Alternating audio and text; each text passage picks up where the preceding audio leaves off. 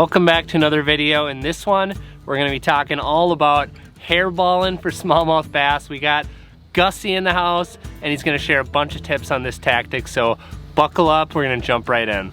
You know, growing up, I've been spoiled because I got introduced to this hair jig when I was a teenager, really young.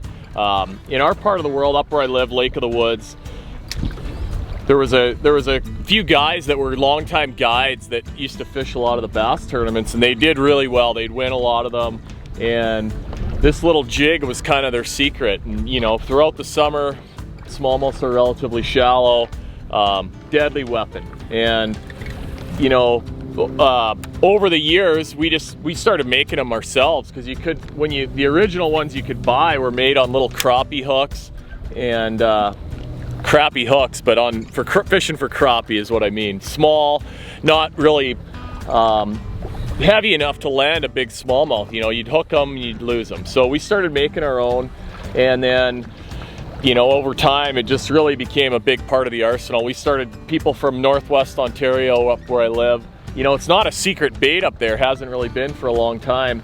We started going to the Sturgeon Bay Open in the early 2000s, mid 2000s, and guys were winning the tournament and having really good finishes, catching a lot of fish.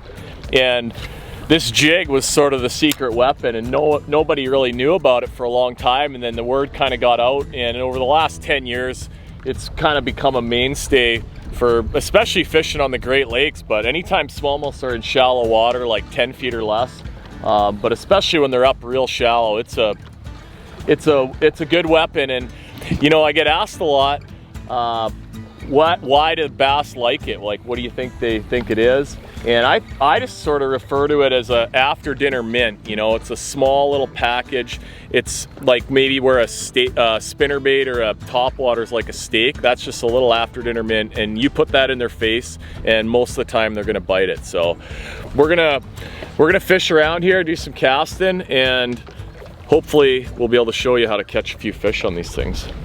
All right, now Gussy's gonna reel up a big smallmouth. He's gonna call out Gerald Swindle, and he's gonna talk a little bit about a new bait that he had a lot of input in designing. We're introducing to everyone now the Elite Series Marabou Jig. So all the Elite jigs in the Northland line have Gamakatsu hook, so that's important. And as far as like jigs to buy, because it's always been really hard to buy a good marabou jig. There's a few out there for sure, but this is a good one. And so all my Elite Series anglers that I compete against, there's a handful of you guys that are trying to, that bum these things off me every year. I've always made my own for years. Don't have to make them myself anymore. And all of you guys can just go and buy these things. They come 2 to a pack. So Gerald Swindle, you're probably the main culprit. But all these jigs have the hook that you want. And yeah, look at that. They are deadly, man. So it's a small hook. It's actually a #1. It's a Gamakatsu 604, so it's still strong. I mean, I just reeled that thing in, and you can see it's not opened up or bent or anything. I'll talk about the plastic on there in a sec. But yeah, you can see we're just fishing, you know, going over some boulders and sand, just your typical smallmouth stuff. And that's where this thing shines. You reel it along. The main key with it, when I tell people, they ask, you know, how do you fish these light little we call them flies sometimes. You never let them touch the bottom. You just sort of coast them, glide them, whatever you want to, you know, call it, but through the water column. And I like to keep it in the middle. So if I'm in 6 feet of water, I'll usually try to keep the bait around 3 feet. You know, if I'm in 10 feet of water, I'll keep it around 5 feet. Sort of, that's the general rule. And often, you know, we're going along. Sometimes you can see them and lead them with these jigs. Great way to catch fish, you know, that are cruising up shallow if you're in really clear water. And then today, you know, not super clear where we're fishing, so we're just casting at boulders and just covering these flats. But it's a real fish catcher. I mean, you watch any of these smallmouth tournaments on the Great Lakes in the summertime now, and there's guys making the top 10 with these jigs all the time. Now Gussy's gonna talk a little bit about rod, reel, and line when it comes to fishing and properly presenting these small little marabou jigs. Double? We got a double, boys. Oh yeah, That's a nice one. So one of the things to consider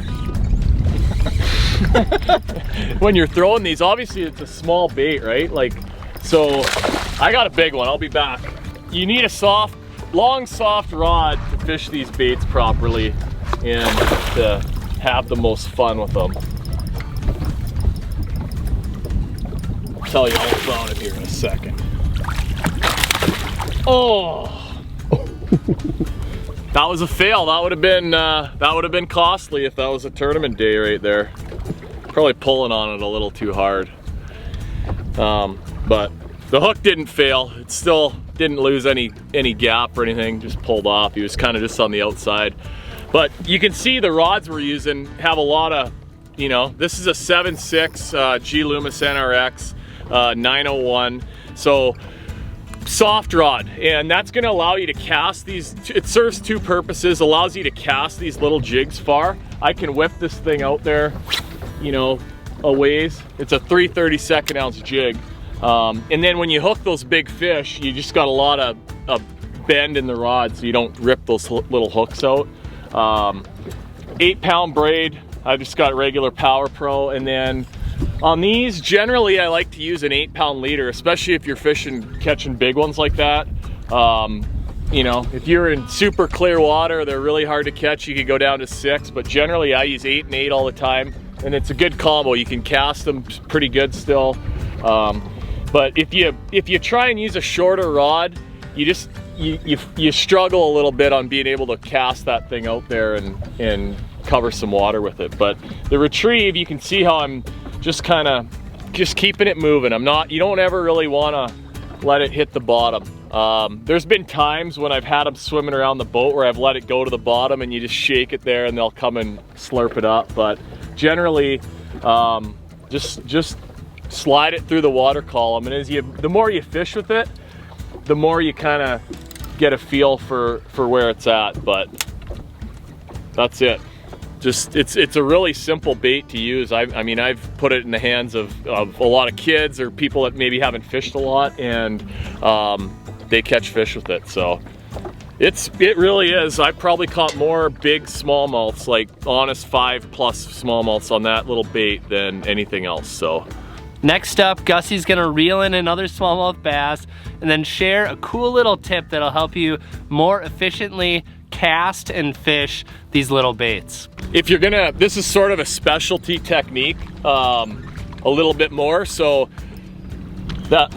you know, these rods, these longer soft rods, if you're gonna splurge and get a good one, this is one technique where I would, you know, I'm using a Shimano Stella reel, so obviously the Cadillac spinning reel, but it's got a, you know, primo drag, and for using these little jigs,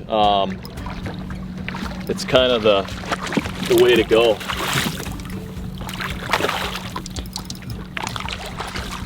Oh, come here, buddy. Oh. Not as big as some of the other ones, but still nice to see. I said earlier I'd talk about the little plastic body on there, and we've covered this in some articles and stuff before, but this one's getting ripped off. But basically, one of the features that is unique about this Northland jig is we got a little wire keeper on there. So since I was a kid, I don't even know where I learned this from, my buddy Norm Lindsay, I think.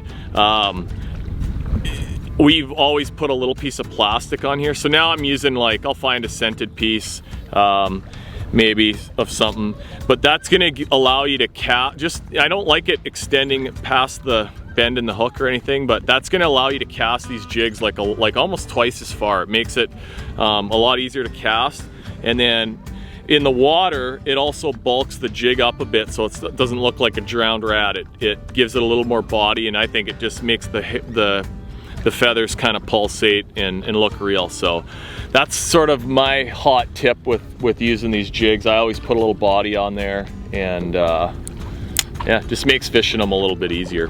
All right, well that's about all we got for you in this video. Special thanks for sticking all the way to the end. Special thanks to Gussy for sharing a bunch of good info. And if you enjoyed this video and you learned something, make sure to hit that little red subscribe button down below, because we have a lot more awesome content coming in the future. And until then, we will see you in the next one.